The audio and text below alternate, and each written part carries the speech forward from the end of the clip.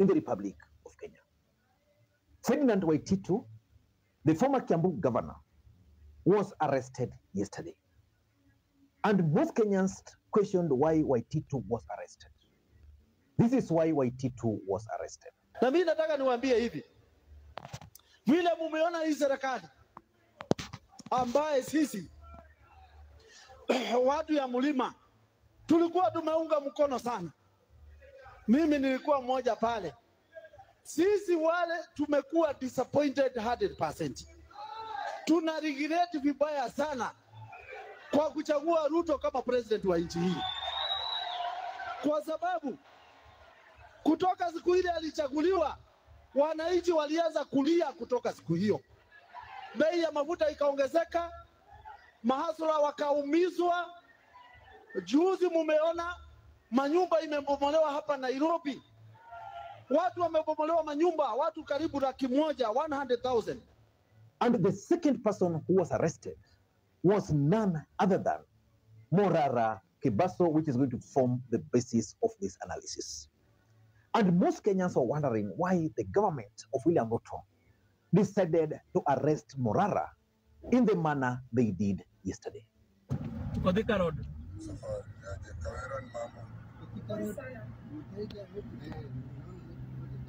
Gari ingine guys ni KCQ 117J. Zote ni Volkswagen Tiguan. Volkswagen Tiguan.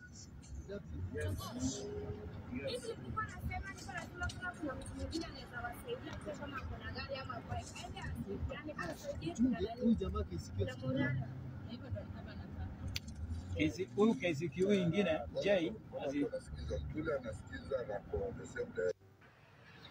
naitwa Geoffrey.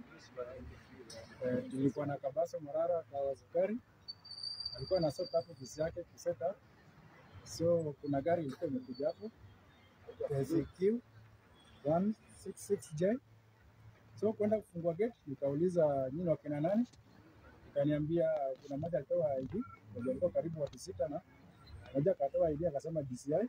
Kaambia sawa. Get to proceed. So to proceed. Kufika huko juu kuelezea zaidi, shika Morara wakamweka kingo, ukachukua masimu zake zote mbili, iPhone, Samsung, laptop pia ilikuwa hapo, ukachukua kamteremsha chini kama ameingiza kwa gari. So tukabidi tukachukua gari nyingine, tumefuata paka hapa kwa hiyo. Both Morara and Waititu were released earlier today. Let me just make some reference from my laptop here. About the funny thing about the arrest of Morara. Morara was arrested, according to the charge sheet, that on the 28th day of September 2024, at Morara Kibaso Senior, knowingly, without lawful excuse, posted false information. It reads, William Ruto approached DL Langat and told him he desperately needs money. This David Langat, the tycoon, used his properties as security and took big loans to help his friends.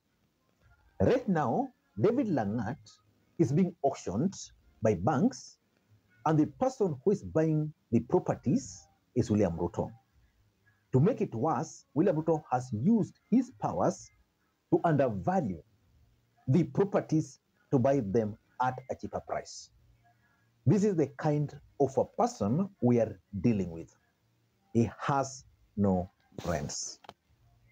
Now, in short, Morara just narrated in that tweet that William Ruto reached out to Langat, that the campaign was draining him, he needed some money.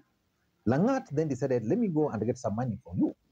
So he went to the bank, broke the bank, got the money through loans, in the hope that everything will be sorted. William Ruto became the president. Nothing much has happened for Langat. And today, Langat is being auctioned.